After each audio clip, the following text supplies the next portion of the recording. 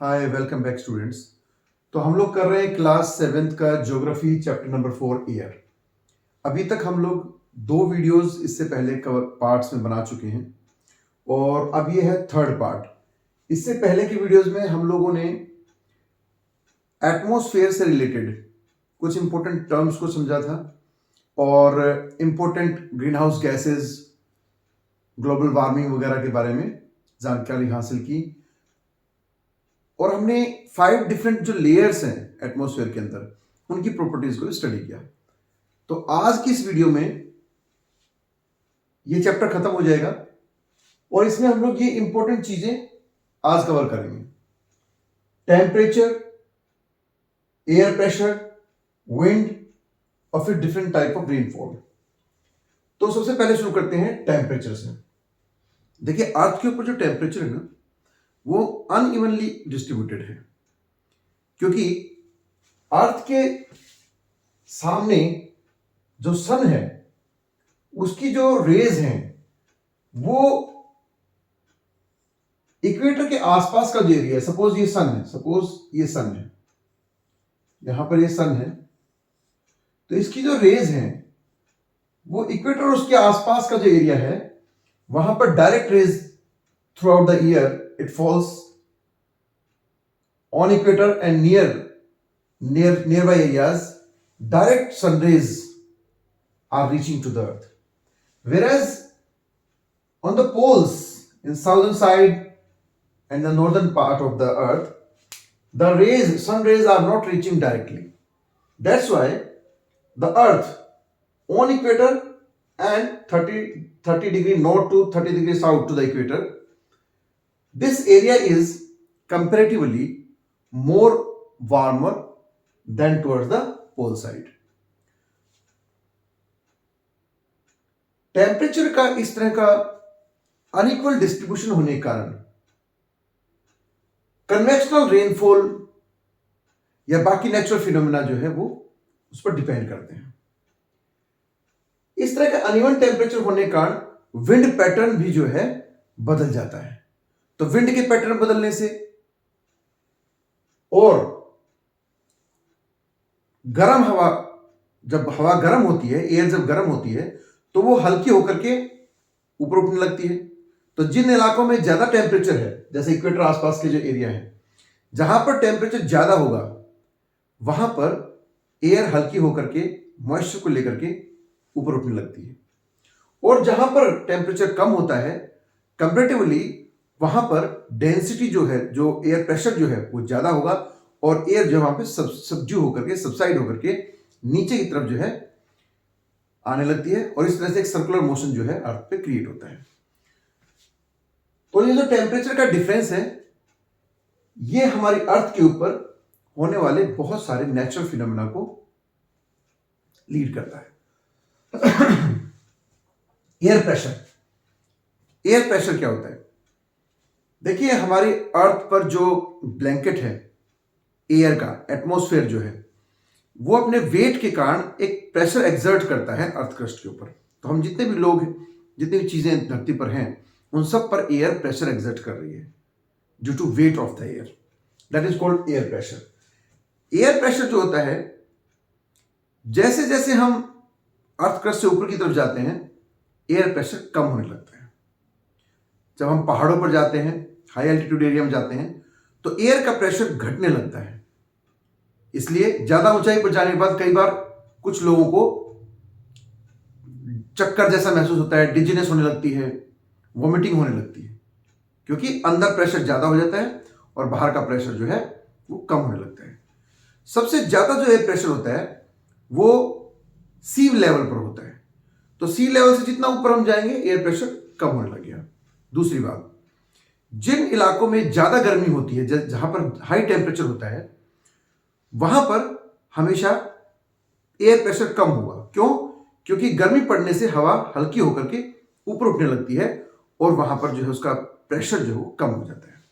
और जिन इलाकों में गर्मी कम होती है वहां पर एयर प्रेशर ज्यादा होता है। इट मीन्स अर्थ का जो सेंट्रल पार्ट है, इक्वेटर इसके आसपास का जो एरिया है, यहां पर टेम्परेचर ज्यादा होने के कारण लो प्रेशर की सिचुएशन बनती है और पोल्स के नॉर्थ पोल और साउथ पोल की तरफ जब हम जाते हैं तो एयर प्रेशर बढ़ने लगता है। लेकिन नॉर्थ पोल और साउथ पोल पर एक और सरप्राइजिंग इवेंट होता है, वो ये कि चूंकि नॉर्थ पोल और साउथ पोल पर जो थिकनेस है एटमॉस्फेयर की वो कम है, तो जब हम एक्सट्रीम नॉर्थ में एक्सट्रीम साउथ में जाते हैं तो कंपेरेटिवली यहां पर फिर दोबारा से एयर की क्वांटिटी कम होने से थोड़ा सा प्रेशर में गिरावट आ जाती है, एयर प्रेशर में। तो इस तरह से हमने क्या देखा, हमने देखा कि टेम्परेचर और एयर प्रेशर में भी काफी गहरा संबंध है। जहां पर हाई टेम्परेचर होता है वहां पर हमेशा लो प्रेशर पाया जाएगा एयर का, और जहां पर लो टेम्परेचर होगा वहां पे हाई प्रेशर पाया जाएगा। टेम्परेचर को मेजर करने के लिए थर्मामीटर का इस्तेमाल होता है, कैलोरीमीटर का इस्तेमाल होता है और फारेनहाइट स्केल का इस्तेमाल होता है। इसकी जो एसआई यूनिट है वो है डिग्री सेल्सियस, जबकि एयर प्रेशर जो है इसको मेजर करने के लिए बैरोमीटर का इस्तेमाल होता है और उसकी एसआई यूनिट है पास्कल। चलिए अब अगर हम विंड्स की बात करें तो हमारी अर्थ पर हम विंड्स को 3 कैटेगरीज में डिवाइड कर सकते हैं। कुछ ऐसी विंड्स हैं जो पूरा साल एक ही डायरेक्शन में ब्लो करती हैं। ऐसी विंड्स को हम लोग कहते हैं परमानेंट विंड्स। परमानेंट विंड्स भी 2 प्रकार की होती हैं, एक जो ईस्ट डायरेक्शन से वेस्ट की तरफ बहती हैं उन्हें हम कहते हैं ईस्टर्लीज, और एक जो वेस्ट डायरेक्शन से ईस्ट की तरफ फ्लो होती हैं उन्हें हम कहते हैं वेस्टर्लीज। तो यहां पर देखिए मैंने अर्थ का एक डायग्राम बनाया है, इसमें ये जो विंड्स हैं ये इस तरफ होता है ईस्ट, ये है ईस्ट, और इस तरफ है वेस्ट। तो ये वेस्ट है, ये ईस्ट है। तो देखिए ईस्ट से वेस्ट की तरफ ये वाली जो विंड्स है ये ईस्ट से वेस्ट की तरफ फ्लो हो रही है, तो हम इन्हें कहेंगे ईस्टर्लीज। अब चूंकि ये पोलर रीजन में है तो इनका नाम हो गया पोलर ईस्टर्लीज। इसी तरह नीचे भी है पोलर ईस्टर्लीज। ये देखिए ईस्ट, इधर ईस्ट डायरेक्शन है, इधर वेस्ट डायरेक्शन है, ईस्ट से वेस्ट की तरफ ये ब्लो हो रही है, तो ये विंड क्या कहलाएगी, ईस्टर्लीज। और चूंकि पोलर रीजन के पास है तो पोलर ईस्टर्लीज। अब सेंटर में देखिए इक्वेटर के पास जो एयर यहां सब ट्रॉपिकल रीजन से ट्रॉपिकल रीजन की तरफ यानी इक्वेटर की तरफ आ रही है, ये भी ईस्ट से वेस्ट की तरफ आ रही है, तो इनको भी हम कहते हैं ईस्टर्लीज। लेकिन ये जो ईस्टर्लीज हैं जो इक्वेटर के पास है इनको हम ट्रेड विंड्स भी कहते हैं। तो ये वाले जो ईस्टर्लीज हैं इनको कहते हैं पोलर ईस्टर्लीज, जबकि ये जो सेंटर में जो ईस्टर्लीज हैं जो ईस्ट से आ रही हैं और वेस्ट की तरफ जा रही हैं ये भी ईस्टर्लीज ही हैं, लेकिन इनका एक पर्टिकुलर नाम क्या है, ट्रेड विंड्स। अब इनका नाम ट्रेड विंड्स पड़ गया, कैसे पड़ गया, क्यों पड़ गया, क्योंकि ये जो विंड्स हैं ये ज्यादातर जो है पैसिफिक ओशन और जितने जो हमारे बड़े बड़े ओशंस हैं जहां से ट्रेड होता है, यूरोपियन कंट्रीज से, एशियन कंट्रीज से अमेरिका की तरफ जो ट्रेड होता है वो इन ईस्टर्लीज विंड्स उनको सपोर्ट करती है। तो इसलिए ये एक टर्म यूज किया जाता है इन विंड्स, ये they are helpful for the navigation of the ships और the boats, that's why sometimes they are also called trade winds. इसी तरह अब ये देखिए जो वेस्ट इधर से वेस्ट डायरेक्शन से ईस्ट की तरफ ये वाली जो विंड्स हैं ये उधर ईस्ट की तरफ जा रही है। तो ये जो इस तरह की जो विंड्स हैं जो अर्थ पर परमानेंटली फ्लो होती है, ब्लो होती हैं, ये कोरियोलिसिस फोर्स के कारण होती है। हमारी अर्थ जो है वो स्पिन करती है अपने एक्सिस के ऊपर, तो उसकी स्पिनिंग स्पीड जो होती है वो सेंटर में ज्यादा है और पोल्स के ऊपर कम है, ठीक है। इसलिए ये यहाँ पे ईस्टर्लीज और वेस्टर्लीज जो है ये ट्रेड विंड्स और पोलर ईस्टर्लीज और ये बाकी की विंड्स जो है परमानेंट विंड्स जो फ्लो होती है, ब्लो होती है। तो ये तो होगी परमानेंट विंड्स। अब कुछ विंड्स ऐसी होती हैं जो सीजन के अकॉर्डिंग चेंज होती हैं, उनकी डायरेक्शन सीजन के अकॉर्डिंग चेंज होती है। जैसे अगर हम इंडिया की बात करें, सपोज दिस इज इंडिया, ये जैसे मान लो इंडिया है, ठीक है। तो यहां पे क्या है, ये नीचे यहां पे जो इंडियन ओशन है और अरेबियन सी है, ठीक है, नीचे यहां पे ऐसे है। तो जब मॉनसून मतलब जब बारिश का मौसम होता है तो ये विंड जो है वो आईटीसीजेड मतलब गर्मी, यहां पे ज्यादा गर्मी बढ़ने के कारण इस एरिया में ज्यादा आईटीसीजेड बोलते हैं इसको, गर्मी जिस एरिया में बढ़ जाती है जून के महीने में, अक्सर ऐसा होता है मई जून के महीने में, जब इस एरिया में हमारा आईटीसीजेड मतलब गर्मी की बेल्ट जो यहां पहुंच जाती है तो अरेबियन और इंडियन सी की तरफ से, इंडियन ओशन की तरफ से विंड जो है भारत की तरफ आने लगती है, बहने लगती हैं, ठीक है। जबकि दिसंबर और जनवरी के महीने में ये विंड्स उल्टी बहने लगती है, ऊपर से नीचे की तरफ बहने लगती है, समुद्र की तरफ जाने लगती है। तो ये देखिए, जब विंड्स की डायरेक्शन चेंज हो रही है सीजन के अकॉर्डिंग, ऐसी विंड्स को बोलते हैं सीजनल विंड्स। और ये जो विंड्स हमारे देश में मॉनसून के महीने में चलती हैं और डायरेक्शन चेंज करती हैं, आने वाली विंड्स को बोलते हैं एडवांसिंग मॉनसून विंड्स और जाने वाली को बोलते हैं रिट्रीटिंग मॉनसून विंड्स। तो इस तरह की जो विंड्स होती हैं जो सीजन के अकॉर्डिंग अपनी डायरेक्शन चेंज करती हैं, उन्हें हम कहते हैं सीजनल विंड्स। उसका एग्जांपल है भारत में बहने वाली मॉनसूनी हवाएं, मॉनसून विंड्स। इसके अलावा एक थर्ड जो विंड होती है, जो ज्यादातर समुद्रों के किनारों पर जो है टेम्परेचर के डिफरेंस के कारण बहने लगती हैं, या किसी पर्टिकुलर एरिया में साल में कभी कभी ये ब्लो होने लगती है, कन्वेक्शनल डिफरेंस होने के कारण, टेम्परेचर का डिफरेंस होने के कारण। तो ये जो छोटे से एरिया में या कुछ कन्फाइंड एरिया में ब्लो होने वाली एयर है, उन्हें हम कहते हैं लोकल विंड्स। इसका एग्जांपल है इंडिया के नॉर्दर्न जो प्लेन है, हरियाणा, पंजाब, यूपी का जो एरिया है, वहां गर्मियों के टाइम पर लू चलने लगती है, लू। तो ये इस तरह की जो लू होती हैं, ये सिर्फ नॉर्दर्न इंडिया में चलती हैं और बाकी पार्ट में नहीं है इंडिया में।